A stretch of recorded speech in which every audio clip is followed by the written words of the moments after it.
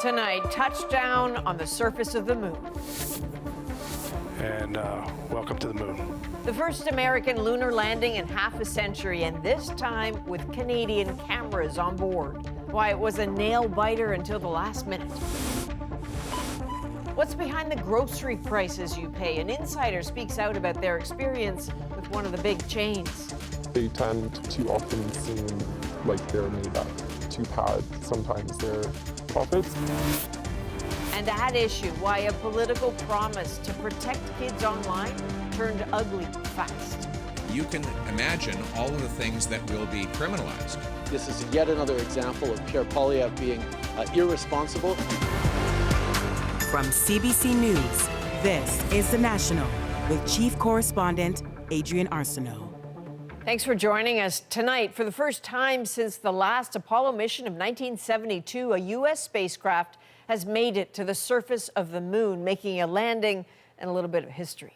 The Odysseus lander, packed with scientific instruments, touched down in a crater about 70 kilometers wide, close to the lunar South Pole. Mission Control confirming it is upright and sending data. And while it's unmanned for NASA and Canada, its success ushers in a new era of exploration on the moon. Kayla Hounsell shows us why, and why for a while it was touch and go. Houston, Odysseus has found his new home.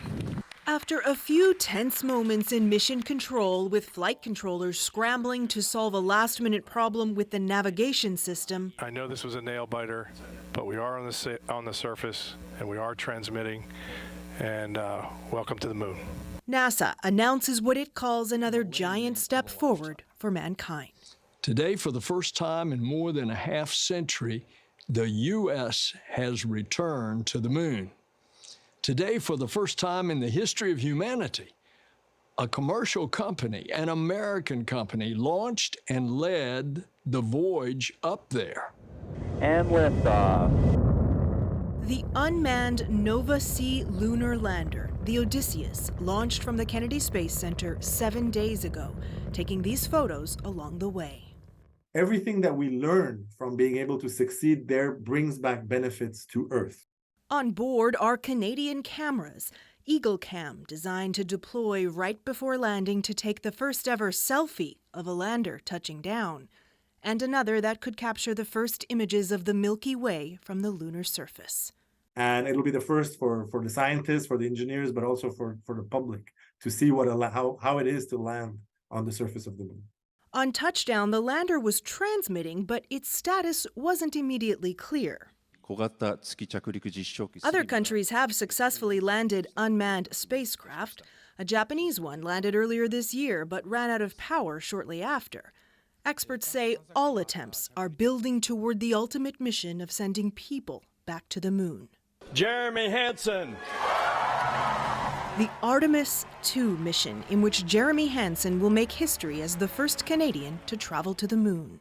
We've learned a lot from the Apollo missions, but we've now got even more questions driving us to go back. Other companies are also planning to send spacecraft to the moon, but right now, all eyes are on the Odysseus to see what it can achieve. Kayla Hounsell, CBC News, Halifax. Now to some breaking news from the skies above this country. Canada is losing another airline not even 2 years after it launched.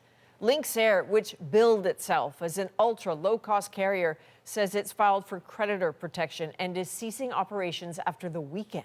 It's blaming rising operating costs and fuel prices, among other factors. The airline's first flight was in April of 2022. We're getting a rare look inside the often contentious relationship between Canada's grocery giants and their suppliers as food bills climb and Canadians look for answers. Ottawa is trying to implement a voluntary grocery code of conduct to set ground rules for negotiations between the two groups. Tonight, in a Fifth Estate investigation, Stephen D'Souza hears from a supplier speaking out about why those rules are so desperately needed. Consumers are clearly upset with the high cost of food, but many companies that make the products on these shelves say they're feeling the squeeze too. There's very few, if any, people in the supply chain who are willing to actually speak out against the practices with retailers for fear of some form of negative reaction or retribution. What's the worst case scenario? Complete removal from store shelves. That's why we're concealing the supplier's identity. They manufacture a snack sold at a major grocer. The supplier says grocers charge them for everything, from placing products on store shelves to delivery and packaging problems, a system called chargebacks. They tend to often seem like they're made up to pad sometimes their profits. The supplier says a big grocer once raised the price of their product by $2, money that wouldn't come back to them. Definitely upset because it wouldn't sell at that price. And if it doesn't sell, like I said, I'm liable. It would hurt me in my business. The proposed grocery code of conduct is meant to address this, to bring fairness and transparency between suppliers and the big grocers. We just need to sign a code that doesn't increase the risk of higher food prices to Canadians. Loblaw has warned a code could lead to empty shelves and could potentially add over $1 billion in cost for consumers. We had a few scare stories like that in the UK, and none of it actually came into effect. Christine Taken oversaw compliance for the UK's version of the grocery code. She says the code helped eliminate many of the extra charges grocers imposed on suppliers. One of the retailers said they found out they had 30 different ways of charging suppliers for things, and then by the time they'd finished looking at all the issues that I was raising, they'd got down to 3. Steve, what other lessons could there be for Canada in the UK's experience with this grocery code of conduct? So the grocery code, as it's being debated in Canada, is going to be voluntary, and that's how it started in the UK. Companies didn't comply. They made it mandatory. Companies still didn't comply. It wasn't until they brought in an adjudicator, the woman we just saw in the piece, who had the power to investigate, to fine, and enforce the rules. That's when she says companies actually started complying. And the grocery code isn't really about lowering prices, but in the UK, that did end up happening, though they don't want to draw a direct line between the two. Okay, good thing to keep in mind. Stephen D'Souza, thank you. You're welcome. Who's Minding the Store is a co-production of The Fifth Estate and APTN. You can watch it tomorrow at 9 p.m. on CBC and CBC Gem, 9:30, Newfoundland, or on YouTube after 1 p.m. Eastern. Food for Profit airs on APTN Investigates tomorrow. You can check your local listings. Well, the mayor of Gatineau, Quebec, has quit, saying she's received death threats and doesn't want to participate in the current political climate. À mon équipe d'amour qui m'a accompagnée dans cette aventure.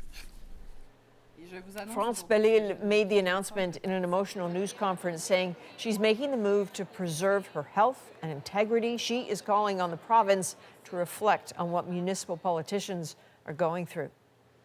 A judge has ruled the actions of the man who ran down and killed the Afzaal family in London, Ontario, amounted to terrorism. He targeted them in 2021 because they were Muslim. Jamie Strachan was at court today and brings us the reaction that came pouring out. Surrounded by family and friends, Tabinda Bukhari emerges from the London courthouse, conflicted. We both feel both a hollowness and a storm brewing within. We don't know if it's closure or justice. Moments earlier, a judge ruled the man who deliberately drove his truck into 5 members of the Afzaal family while they were out for a walk in June 2021 had committed an act of terrorism. Bukhari's daughter Madiha, along with Madiha's 15-year-old daughter Yumna, husband Salman, and his mother Talit were all killed. The Afzaal's 9-year-old son survived, left orphaned. The verdict will not bring back what was stolen. It will not mend the fractured pieces of our lives. The details from Nathaniel Veltman's trial were painful and disturbing. He was consumed by a toxic cauldron of Islamic hate and white supremacy, mined from the darkest corners of the internet. He left his house that day looking to kill Muslims. The offender's attack was not only targeted and directed towards the Afzaal family, it was also targeted and directed towards the entire Muslim community. Justice Renee Pomerantz chose not to say Veltman's name during her nearly 2-hour ruling, but called the case a textbook example of terrorist motive and intent. A jury had already convicted Veltman of 4 counts of first-degree murder, the judge now adding an additional life sentence for attempted murder. He won't be eligible for parole for 25 years. The terrorism ruling won't add to that sentence. but is significant. The fact that it was with respect to a right-wing extremist or a white nationalist ideology is very important. That's not something that we have considered very often at all in terms of terrorist legislation. Now, with this horrific trial behind her, Tabinda Bukhari must navigate life without her loved ones, all gone forever. You just remember them all the time. Every single thing reminds them of you. So the memories, they don't close. But life has to go on. One painful day at a time. Jamie Strachan, CBC News, London, Ontario. Winnipeg city officials say they are finally close to containing a massive raw sewage spill 2 weeks after a burst pipe unleashed a torrent of filth into the Red River. But as Cam McIntosh shows us, there is growing concern about the environmental impacts upstream. Beneath that slowly melting ice of the Red River in South Winnipeg, raw sewage is leaking. More than 228 million liters in 2 weeks. Winnipeg's mayor is not happy. No, it's not good. It's to see a break happen and raw sewage or diluted sewage go into the river. So here's what's happening. There are two very old sewage pipes that run under the river here between these two bridges that carry sewage from southwest Winnipeg to a plant in southeast Winnipeg. Last fall, one of the pipes under the river was found to be leaking and was shut down. The excess sewage moved to the second pipe. This month, the city started building this diversion to ultimately repair and replace those two pipes. The problem is the second pipe started leaking before the diversion started fully operating. So now the city is asking about 90,000 residents to limit water use to reduce sewage going in, with big worries upstream, like here on Lake Winnipeg. In summer, green algae blooms can cover the lake, threatening tourism and commercial fishing. Sewage is a contributing factor. Experts can't say yet what impact this will have. Lake Winnipeg is a very large lake. The river has quite a bit of flow.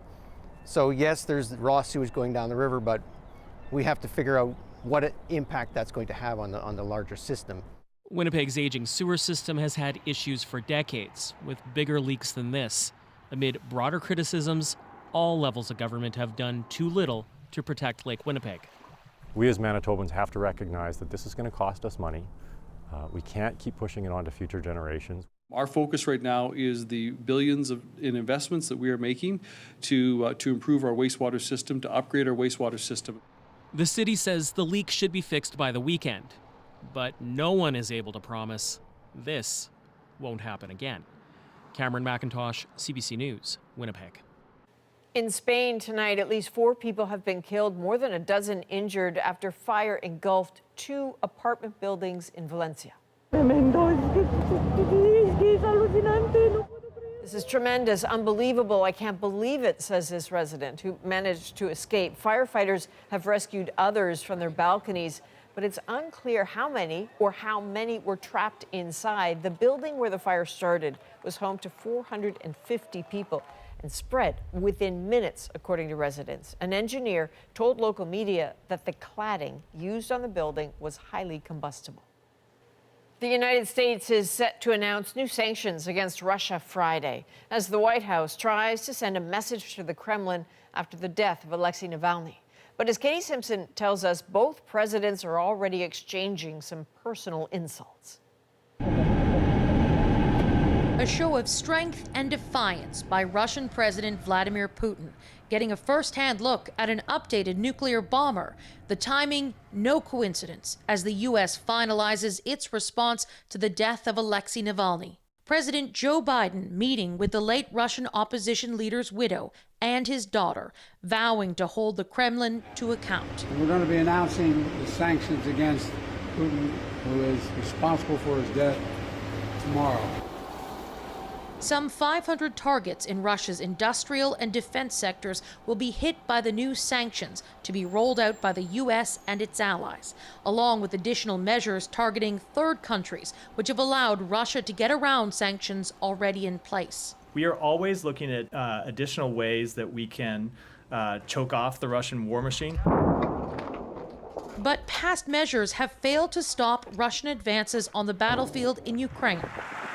And largely because of oil exports, Russia's economy is actually growing, despite Western efforts to cut it off from global financial systems. And it's very important that these sanctions are more strongly enforced, that these assets are given to Ukraine for our military and our financial needs. Biden has become so frustrated with Putin, he's resorted to personal insults. At a California campaign event, he called the Russian leader a crazy SOB. The Kremlin brushed it off as Hollywood cowboy talk. Tensions aren't helping Ukrainian soldiers on the front lines, who say they're desperate for more weapons. We expect another big assault wave soon, this soldier says. Nearly 2 full years after Russia's latest invasion, Ukrainian troops brace for the fighting to intensify. Katie Simpson, CBC News, Washington. Alexei Navalny's mother now says she has seen her son's body, but Russian officials are threatening her and will not release it. Lyudmila Navalnaya says she's being blackmailed if she doesn't agree to a secret burial. She said Russian investigators claimed they would do something with Navalny's body. Navalnaya said her son's death certificate stated he died of natural causes. Back here at home, the war in the Middle East is at the heart of a new warning tonight for federal politicians. Just weeks before Ramadan, a Canadian Muslim group says MPs are not welcome to visit mosques unless they agree to several conditions. Rafi Boudjikanian explains why. Justin Trudeau has hardly been a stranger at mosques and community events in the past during Ramadan. Assalamu alaikum. Eid Mubarak. But this Ramadan, MPs may not be invited. A letter signed by the National Council of Canadian Muslims, Mosques and Community Groups says federal elected officials won't be welcome unless they undertake a number of public pledges, including supporting an immediate ceasefire in Gaza, demanding the immediate resumption of funding to the United Nations Relief and Works Agency, and opposing the flow of arms and military equipment to the Netanyahu government. This targets MPs of all parties, so this is not one particular party. We're really just making sure that we really want to make sure that we are true to our values. In response to the letter, the Liberal government says when it comes to the Israel-Hamas conflict, it is listening to humanitarian concerns. Our government has been clear that we are calling for a ceasefire. We're going to call for the release of hostages. We're going to call for bringing much more humanitarian aid into the region than is going now. We're going to continue to call for a two-state solution. And I will go to any mosque to which I'm invited. Observers say the MP's position on the war could matter at the ballot box. This is less about, I think, a particular message to one party and more about a diaspora in this country sort of flexing their political muscle. A Jewish Canadian advocacy group says it encourages synagogues to keep their doors open to all politicians. The Center for Israel and Jewish Affairs says the Muslim group's letter gives the impression of political blackmail. Rafi Boudjikanian, CBC News, Ottawa. British Columbia's new budget is trying to bring housing under control. To those who just want to make a quick buck by flipping homes, things are about to get more difficult. A high spending budget in the midst of an affordability crisis. After a devastating fire season, one community is planning ahead. The province doesn't have the resources. What they're doing to quell the danger. And a medical doctor steps in for an unusual delivery. It really felt human. We're back in 2.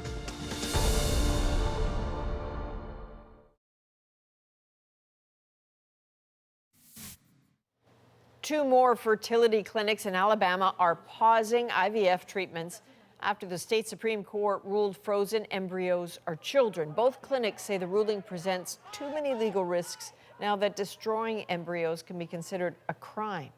A major Birmingham hospital was the first to halt IVF services over those concerns yesterday. Meanwhile, British Columbia is moving to expand access to fertility treatment. The province is promising to pay for one round of IVF starting next April. BC's finance minister announced the $68 million program as part of today's provincial budget. Now, that budget comes in an election year and includes big promises aimed at helping BC residents through the affordability crisis. But as Michelle Kassoub explains, it comes with a record deficit that critics say the province cannot afford. As one of the most expensive provinces to live in, getting by in BC is a daily struggle for many. My partner works 2 jobs right now. I work full time, and even still, we can't really afford. We just cover our bills every month. With inflation every year, you know, I mean, you need to be earning a lot of money to live downtown, and I don't know how most people do it. Those pressures top of mind for BC's finance minister, with a new budget targeting one of the biggest woes, housing, including a move to crack down on house flippers. To those who just want to make a quick buck by flipping homes, things are about to get more difficult. Starting in 2025, anyone selling a home within 1 year will be hit with a 20% tax. Selling within 2 years comes with a 10% tax. The budget also includes billions to spur new home building and billions more in healthcare funding. But it all comes at a cost, a record high $7.9 billion deficit that has some economists worried. A couple of problems with this are, where does the revenue come from? People want to see some action on the demand side, so maybe it's important window dressing for the more significant action on the supply side. The province says the spending is justified, but the opposition parties worry the provincial finances are getting out of control. I speak here today as a former finance minister. This is the worst example of reckless spending that I have ever seen in a government budget, full stop. BC's NDP government argues this deficit is still lower than Ontario and Quebec's as it prepares to make its case to voters in an election year. Michelle Kassoub, CBC News, Vancouver. Former daytime talk show host Wendy Williams has revealed a devastating diagnosis: the deteriorating disease that's affecting her speech. But first, Rosie's here with that issue. Hey, Rosie. Hey, Adrian. Tonight, we're going to talk about that war of words between the Prime Minister and Pierre Poilievre over the government's long-awaited online harm bill. I want to ask, what does Justin Trudeau mean when he says the word hate speech? He means speech he hates. Mr. Poilievre hasn't even seen the legislation we're about to put forward next week. We'll talk about what that tells us about the debate to come with Chantal, Andrew, and Althea. All coming right up.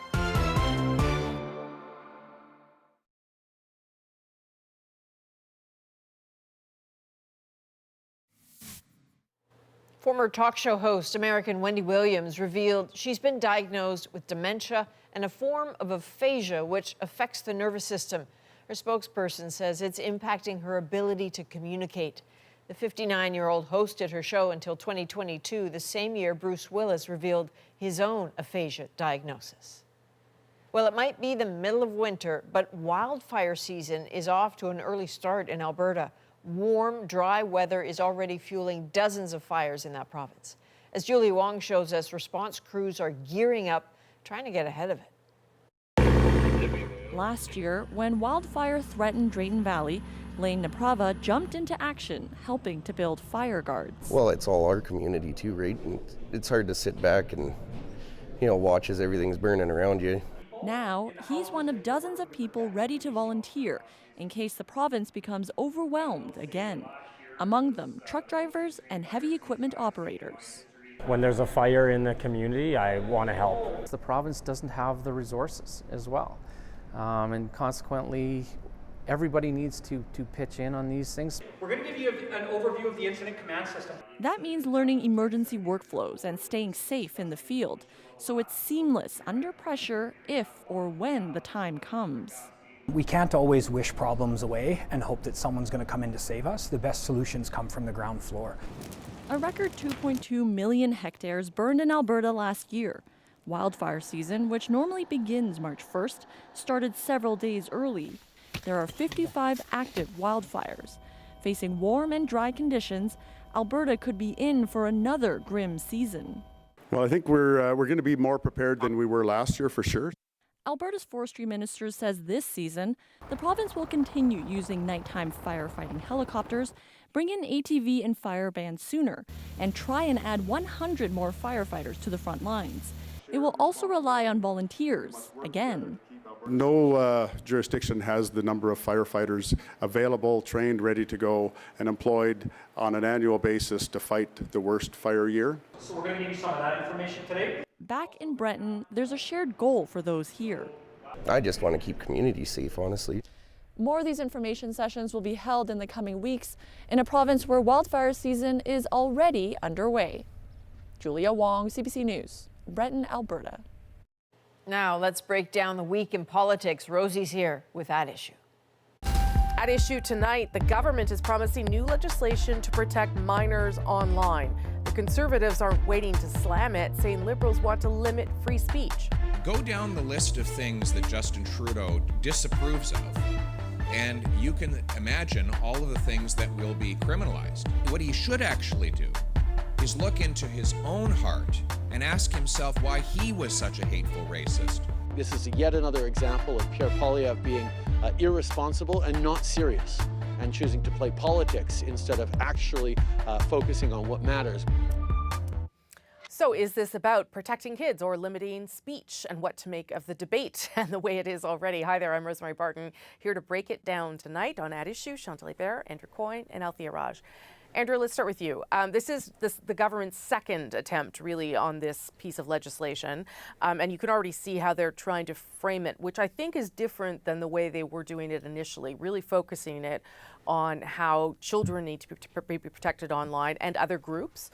What do you make of where the debate is before we've even seen anything? Mm-hmm. Well, I mean, unlike the previous efforts at regulating the internet with C11 and C18, there's actually a legitimate issue here to be addressed, which is there is all kinds of really nasty stuff online. Everybody knows that. For the most part, I think existing laws should be capable of dealing with most of it, but there's no doubt there are some things around the edges, the so-called lawful but awful stuff that has some interesting legal questions surrounding it. So I don't have any problem with the idea of such a bill in principle. At the same time, their earlier attempts at drafts and their general approach to the internet and free speech issues does not fill one with confidence that they're going to get the balance right. So I'm certainly prepared to be alarmed by what they propose.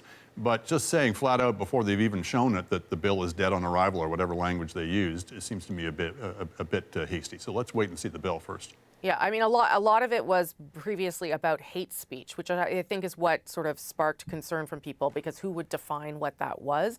Now they seem to be talking about protecting people as opposed to censoring or and there was provisions for takedown orders that Yes. could really put a chilling effect. There was even things where you could sort of in advance say, I think somebody's about to post something, and could you please put a restraining order? That's clearly beyond the pale. So as I say, their reputation precedes them on this, but maybe they've got the message from the critiques of the earlier draft. Chantal.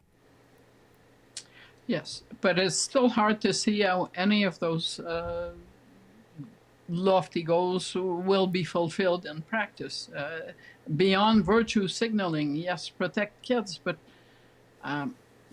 what's the mechanism to actually do that? And both parties this week spent time on how they wanted to protect kids. The Liberals saying we're going to go with, we're going to bring in legislation that we promised, except that it's hard to see in practice what it will accomplish. So let's wait for the bill.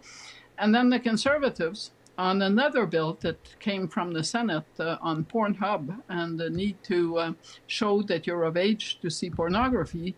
Pierre Poilievre said he supported the bill. But here again, it begs the question, what is the process to prove that you're of age? Surely it's not like some of the websites I see with grandchildren where it says, say which year you were born in. Well, they can really count by age 12. They're not going to write 2010. No. If they need to write 2001. So, so I'm kind of curious on both sides as to what in practice do these parties propose to do to get to the protection that they say that they want to extend to kids. You can agree with the goal, but think, what are the mechanics here? And even the Pierre Poilievre's office, I should say, did tell us yesterday that yes, he supports it, but he doesn't support having to present your ID or some sort of digital imprint online in order to get to those sites. So if not that, then what? I think is a good question there. Althea, your thoughts? Yes, the government is trying to frame it as a child protection bill, so it will protect sexually exploited children. It will protect children against harming themselves, against actions that induce them to harm themselves, against content that is used to bully them. But it's not just about children. No. The whole sharing of intimate images without your consent, that's supposed to be addressed, as well as the language that was more controversial the first time around, things that promote hatred, violent extremism, violence, terrorism. But I think what's most important in this debate is that both parties are trying to frame themselves as who best protects children. So you have the Liberals now using this bill, reframing it as a child protection bill, and then you can contrast that with Mr. Poilievre's stance on parental right and all the trans debate that we've been having with regards to Danielle Smith's actions in Alberta, as well as the porn adult bill that has come from the Senate is in the House of Commons. And both parties are trying to use this bill at the same time to attack constituencies that are traditionally their opponents. So what was interesting in the Prime Minister's remarks today is that nobody actually asked him about this. The press conference was over, and then he was like, I would also like to talk about this because people are asking about this. Well, none of the reporters asked you about it. And then he went on to talk about Pierre Poilievre's actions, but suggesting that the Conservative leader is favoring a digital ID. And a lot of Mr. Poilievre's constituency is very worried about a digital ID, and it fits into the conspiracy theories of the World Economic Forum. And Mr. Poilievre, in his press conference on Wednesday, used this bill to attack Justin Trudeau, suggesting that he was going to criminalize Muslim parents who are worried about their children at school. Again, so it is really interesting. It is going to be a debate about which party you trust to protect your children. I think that's the frame. In fact, both things they can win on. Yeah, I just so people know, there are pieces of legislation like this in many other countries, Australia, New Zealand, places in Europe. So it is not unheard of. I wonder, though, given what we've heard, Andrew, from both of those leaders, whether there will be a rational, substantive debate around this, because it doesn't seem to be heading in that direction already. Yeah, I mean, Althea said it'll be about which party do you trust more. I suspect it'll be about which party do you fear more. And not necessarily without reason. There is a potential in a constituency on both sides to trample over free speech maybe for differing reasons. And getting the balance right on these things is really hard. I mean, both parties are going to try and use this issue to get at other issues. So I don't doubt that the Liberals will be trying to paint the Conservatives, for example, as being racist and sexist for opposing draconian restrictions on speech in the name of fighting racism and sexism. I think that was what motivated, I mean, lots of things would motivate Pierre Poilievre to want to bring up the blackface thing, but I think that was part of it, was to try to get out in front of that and turn it back on the Prime Minister and to weaken some of his credentials. And frankly, there's always been the suspicion that part of the Prime Minister's ostentatious anti-racism and feminism has been as a kind of shield in case some of the skeletons in his closet came out, as eventually they did. Chantal. So I don't usually make predictions, but I will predict that nothing will come out of either proposals.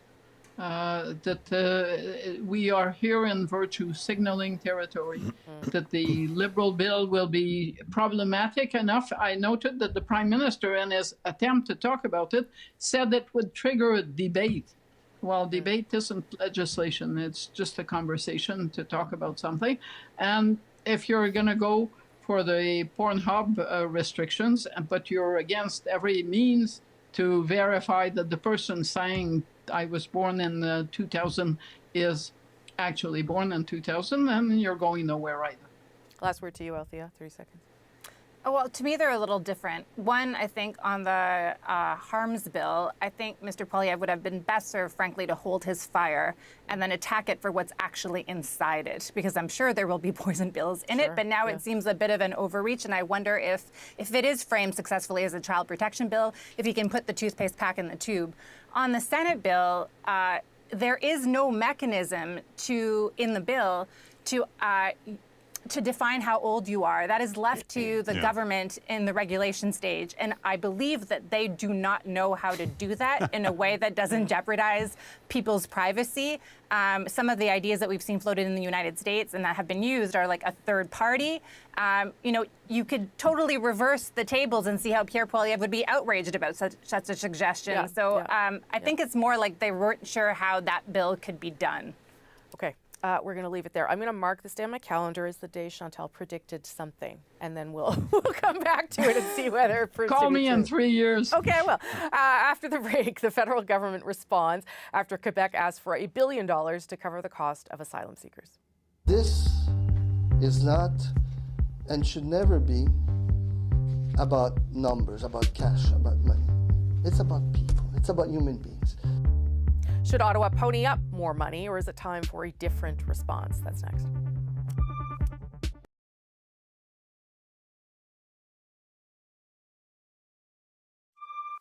It's not the first time Quebec has said it can no longer handle the huge influx of asylum seekers arriving in that province.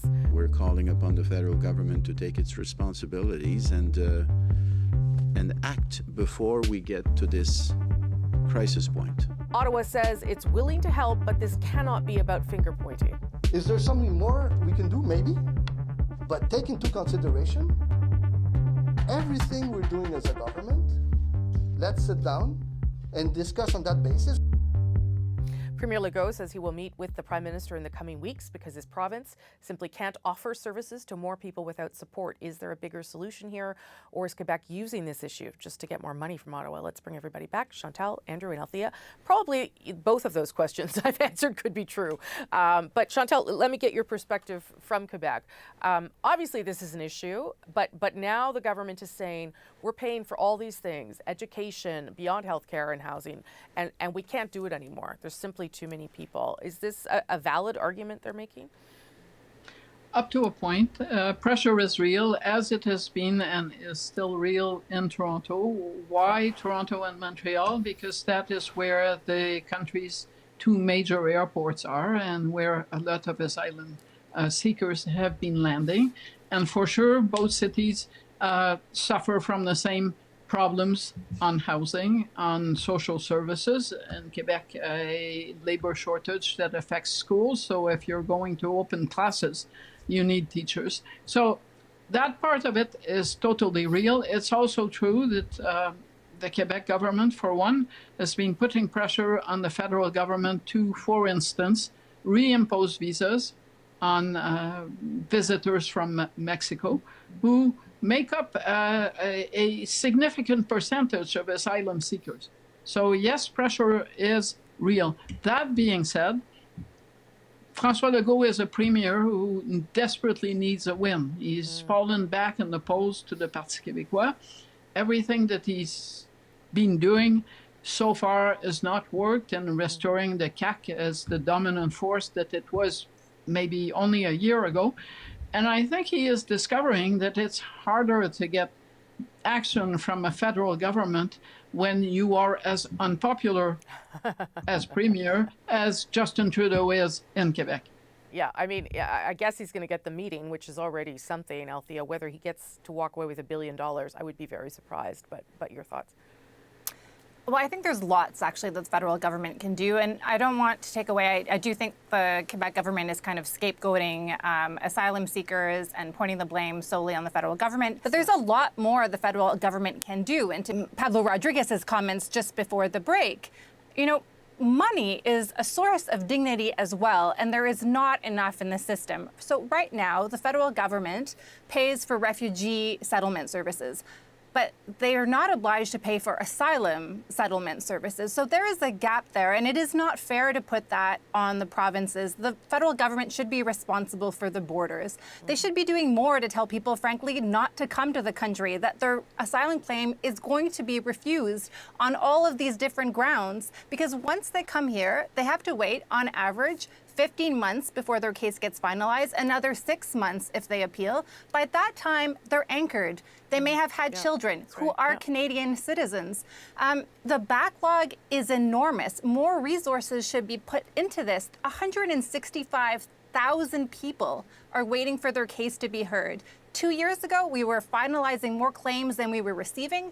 Now we're getting almost 3 times as many claims every month as we can finalize. And migration is not going to end. We're going to have climate migrants. The world is a scarier place. So more money is needed in the system. But throwing more money at it, too, Andrew, doesn't seem to Althea's point, really get to the root of the question, which is, can we take more people in? And if they're coming without us planning, how do we prepare for that? What should we be doing? Yeah, well, we can take more, and I would support taking more. I think we can afford to be a generous country, and it's always proven to be our benefit in the long run.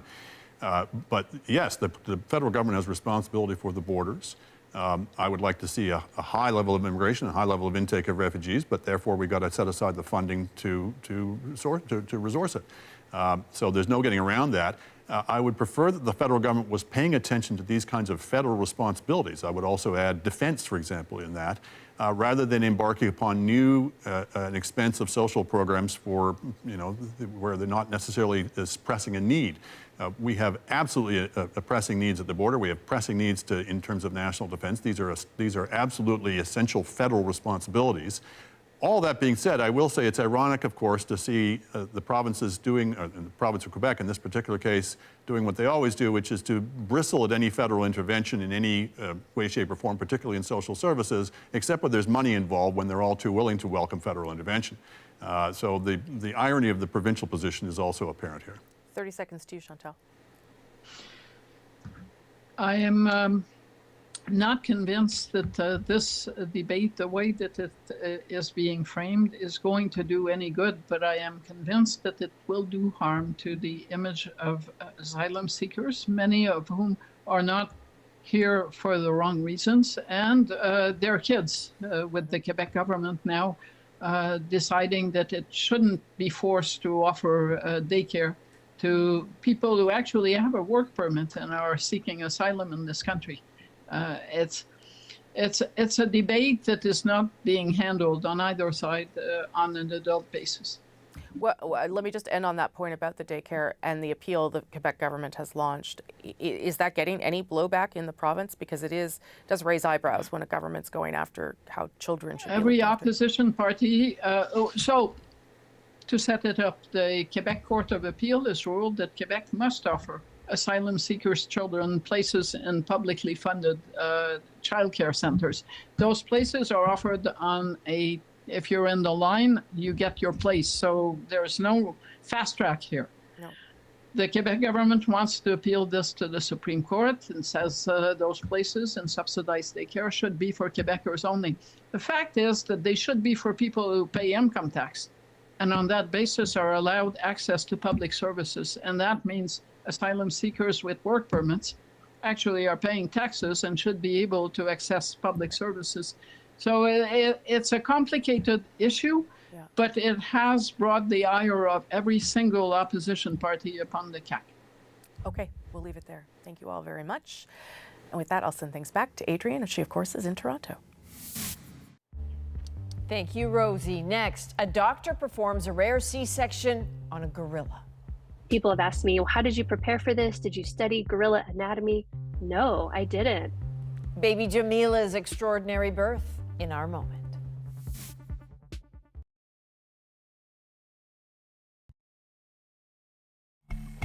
Oh, wow, look at that face. That is Jamila, a baby gorilla at Fort Worth Zoo in Texas, and her birth is kind of a miracle. So her mom was facing some troubling complications, so the zoo called a gynecologist, who typically, of course, delivers baby humans, to help perform a very rare C-section. That life-changing experience is our moment. I'll never forget it. It's one of those moments in my life I will absolutely never forget. You know, gently just helping her come up and out of the womb. It really felt human. The head looks very humanoid. You could see how furry and how cute she was. I mean, just really very, very adorable. So I'm a medical doctor, and I've been delivering human babies for the past 12 years. The Fort Worth Zoo, their female gorilla Sakani was pregnant with her 4th baby, but had developed some complications. They believe she was about 5 weeks early. C-sections done on gorillas. They're very uncommon. People have asked me, well, how did you prepare for this? Did you study gorilla anatomy? No, I didn't. Her anatomy is exactly the same as human anatomy. I mean, this was just like any other C-section that I've done hundreds of times before on my human patient. Oh, that was a good one. They named her Jamila. Jamila is like Jamie, so they named her after me. It's Swahili and it means beautiful. So it was such an honor. They chose to bestow that name upon her. Totally beautiful. So first C-section performed at the zoo. The zoo's been there for a very long time. And it seems that the mother hasn't totally bonded with Jamila, and yet another gorilla named Gracie seems to have stepped in and is prepared to do the job. From all of us here at The National, thank you for being with us. You can watch anywhere, anytime on the free CBC News app and subscribe to The National's YouTube channel. I'm Adrienne Arsenault. Take care.